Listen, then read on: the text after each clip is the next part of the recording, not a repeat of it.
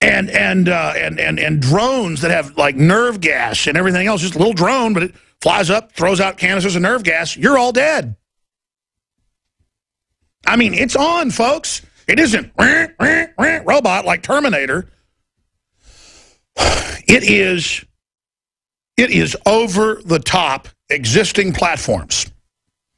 They've got current stuff that's like out of the movie Minority Report, but it's not as elegant as the little spiders.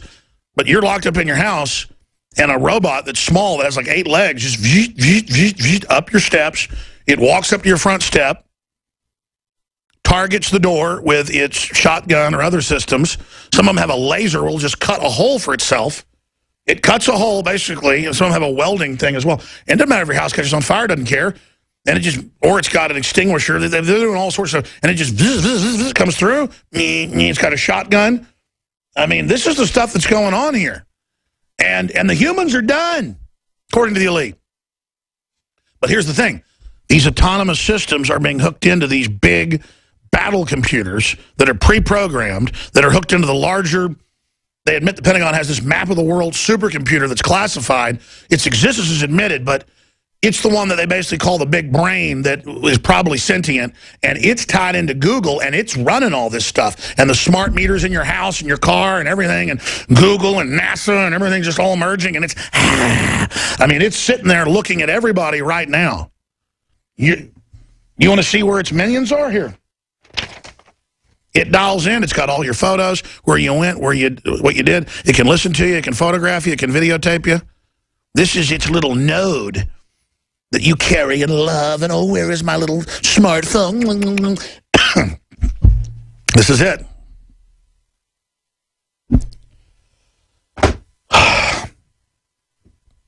And they built it. They say what it's for. Bill Joy, again, 15 years ago, went to a meeting of 200 top computer owners, billionaires, and they had a weekend meeting at a luxury hotel, and over beers, they discussed what do they do with the people. And they said, you know, if we just let people play video games and play virtual reality games, and they'll still hurt the earth, and it's just the best decision is just set up a grid, organize it, entertain them while we kill them. And so you see the whole thing being phased in. I'm going to go to more calls now. James in Texas, you're on the air. Go ahead. Hi, Alex. How you doing? I'm just going to hit a couple quick points here. I know you're crunched on time. I'm an Army reservist, and I work in psychological operations. And, you know, I'm somewhat abreast of the Operation Jade Helm. And by the way, I'm going to apologize because I don't really read what's out by people's names and people volunteer it. I thought you wanted to talk about Army PSYOPs. I didn't know you were in a PSYOP group, and I apologize for making you hold for 50 minutes. So James, you've got the floor. What type of PSYOPs are you in? Well, I'm in psychological operations with the U.S. Army. It's more specifically known as a PSYOP specialist is the job title. No, I mean, I know what it is. I'm saying specifically they got you working on domestic stuff or foreign stuff now? It's foreign. I'm in a reserve unit. Okay, so go ahead and give us your take on Jade Helm. Well, in Jade Helm, I don't know the exact orders are being given for their mission objective. But the way psychological operation works is, you probably already know this, you read all the Army manuals, it's all public knowledge. It's to, the main mission objective is to gather information, i.e. intelligence, and to use that information later on in your mission, to use all pertinent information that was gathered from your target audience. In this situation, the target audience would be the American people, obviously. But as I was saying, you know, I've been on multiple field exercises. I haven't been deployed on any specific mission. If I was, I probably wouldn't tell you anyways. But the exercises we're doing are almost identical to the news I've been hearing about Jade Helm. That's what I've been saying. Jade Helm is just one big 10-state operation. They're already clearly going on simultaneously all over the country. Yeah, exactly, Alex. It's actually referred to as scenario training exercises, in which there's an invading force, such as special forces or infantry, and a small team of psychological operators are attached to that team, or, you know, special forces are also trained in psychological operations. And it can be a reasonable mission, but the larger unspoken mission that the troops may not even know is to acclimate the locals. I mean, are you guys aware of that, or what is your view of Jade Helm? Well, see, my view of Jade Helm is what they're doing is they're placing these troops among civilians so they have a more realistic training environment. I don't know exactly why they're trying to acclimate troops to the American public, if they are trying to take on the American public or not. I'm not sure why SOCOM decided to run with this mission in the manner that they have. But as I said before, their main objective is to their focus is the target audience. And in this situation, the target audience is the American people, because they have soldiers, operators out in the public, who are in sterile uniforms. They're completely unrecognizable as soldiers or operators, and they're basically going around and probably questioning people, trying to strike up a normal conversation.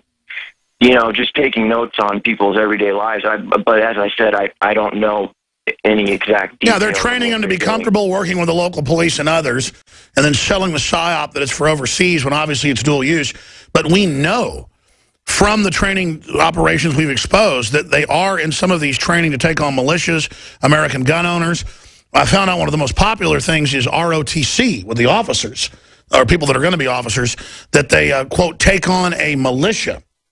And that's generally played by National Guard or active duty. In fact, I know that happened just a few years ago down in San Antonio, one operation. So that's my issue. Have you seen all the news articles where the military is training to take on the Tea Party and all those headlines?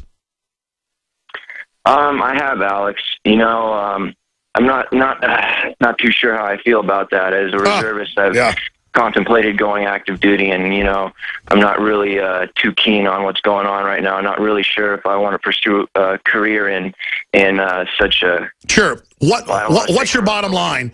What else did you want to get out? The reason you called into the show. Well, that really was my main point. They use what they call in training exercises. They use OP4 individuals who are playing as role players. And in these training exercises, like I said before, it's all scenario playing, but this isn't a scenario. They're actually training among real people, so this is the real deal, like you said before.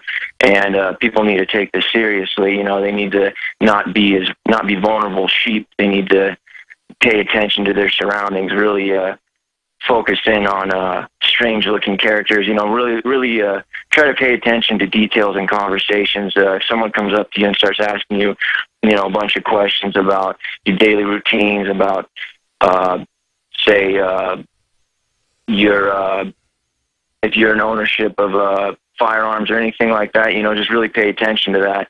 Yep. Well, I tell you, this is blowing up in their face. This is blowing up in their face. And it's really meant to condition the military to accept this and to gauge who will do this in the military. And I don't know exactly everything they're going to pull because it's so big and so long, but I know this. Over and over again, they use drills as the smokescreen to carry out real operations, which they then false flag and blame the Patriots. And so this could be a cover for something larger. What do you have to say to that? Roger that. Yeah, that makes complete sense. A lot of times they will use that. The military will use smokescreen tactics as a false flag, like you said. Especially in the world of special operations. I'm just a low-level grunt, but I read a lot of. I'm fairly abreast on the literature of former special operations that have been conducted throughout the world, and that is a common tactic that is used. It's in the Army. It's in the Army. Special Operations Training Manual that WikiLeaks released, which they said was real. They trying to indict the folks involved in it, and it says, go here and take this class in false flags.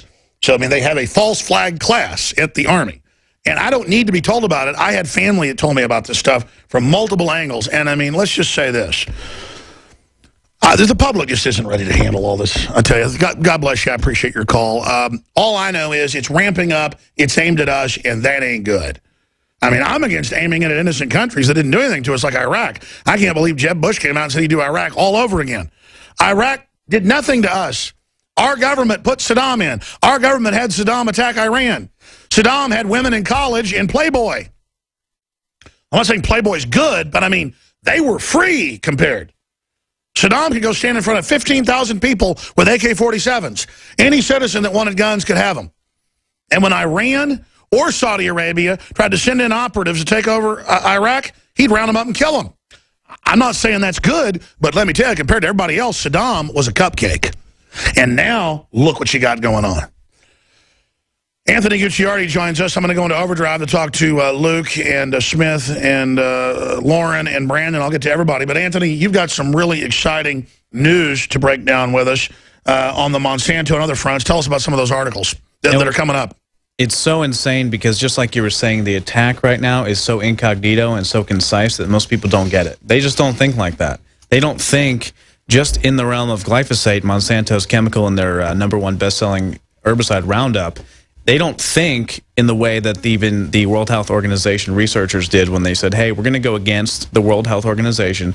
A branch of it went and they researched it, and they found that it was indeed causing cancer. Massive. They've now done humans tests. They've now done the test. They've done the research. They've made the announcement. It is causing cancer. Mainstream media was forced to admit it. And the result is cities now, countries, you name it, are banning glyphosate. Countries every day or two. Yep. And Bermuda is the latest one. And Bermuda suspends glyphosate-ridden Roundup indefinitely. And the announcement was, effective immediately, all importers of glyphosate will be notified that the approval for glyphosate products have been suspended pending the continued assessment of emerging research. And let's explain. This isn't like a little bit of lead can give you cancer and then they hype it up and ban, you know, some piece of furniture and it's all fake because it's bound in the paint or something. This is in all water supplies of the U.S. It does give you cancer. It grows breast tumors. If you want to see your wife and daughters die, you know, keep drinking it. It's even in New York City, in Central Park, they were finding all these people were getting cancer. They didn't know why. They were spraying it with Roundup and glyphosate over and over again, and people walking in the park were getting sick. Well, these are the folks that created Agent Orange. No, absolutely. And, of course, the big secret is they knew they were actually adding, this was declassified, I had a general on about it, they were adding nerve toxins to it. It was actually a nerve gas. It wasn't really for plants. The world for themselves. You know, I got an idea. Not going to happen. I'm going to do at least 20 minutes of overdrive, Infowars.com/show. If your station doesn't carry it, because I want to finish with your calls and all this other news and the 5 piece I haven't gotten to for 2 days for some reason. But we got shocking, horrible news. Federal bill would require all public school students. Notice worldwide this is happening. It's the global push is on because it's in the TPP treaty, forced inoculations. Vaccinate All Children Act does not contain exemptions for reasons of conscience or religion. It's just national forced inoculation. Because they want to help the children. We had that nurse on at the big hospital. They go, all right, we got 70 preemies in there. The orders give them all shots for the bio board, the bioethics board. And they say, all right, get the emergency teams ready, prepare. Get the defibrillators, get the innovators ready. They're going to start dying. They give them the shot.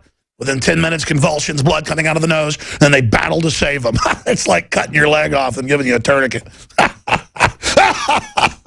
The government loves you. But Marco Rubio, Anthony, he says that there's no NSA spying. None. He said it. By the way, we have a Monsanto, one of their top lobbyists, who says he's not a lobbyist either, up in Canada, saying he'd drink glyphosate, but then saying, actually, I won't. So here's that clip.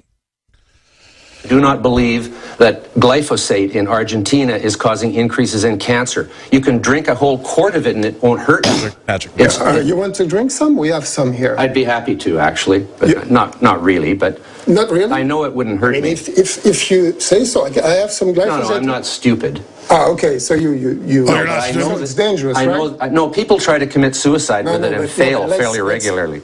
Tell the truth. Oh, they fairly regularly fail in India. It's not. So you're ready to drink one glass of glyphosate? No, I'm not an idiot. Interview me about golden rice. That's what I'm talking about. Okay, then it's finished. Then the interview is finished. That's a good way to solve things. Yeah. Here, complete punch that guy in the nose. Anyways, that's the guy that popularized, you can drink it. He goes, people fairly regularly survive drinking a cup. Wow, sometimes you live. That doesn't sound bad at all. Wow.